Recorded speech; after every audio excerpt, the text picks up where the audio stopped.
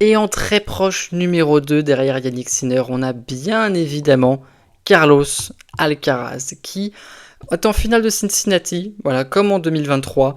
Est-ce qu'il va cette fois aller chercher son premier titre là-bas? On l'espère pour lui. Mais je trouve un Carlos un peu trop fluctuant encore pour aller battre Sinner sur dur, comment dire.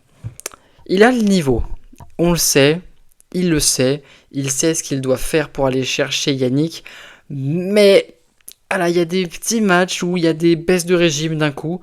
Là, contre Roublev, ça a été un peu sinusoïdal.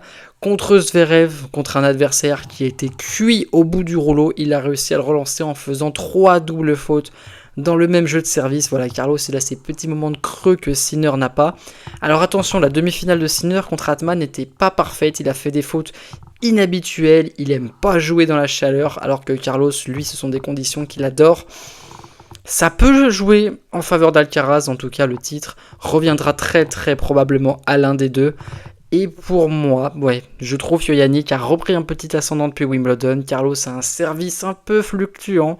Il a toujours des hauts très hauts, plus hauts que ceux de Sinner, mais il a des bas qui peuvent être parfois très bas, des moments dans le match où il a des moments d'absence pendant 2-3 jeux. C'est probablement ce qui s'est passé à Wimbledon, où voilà, à chaque fois en début de set, il y avait un drop, un drop, un drop. Il s'est fait breaker une fois à chaque fois et il n'a jamais réussi à remonter le break.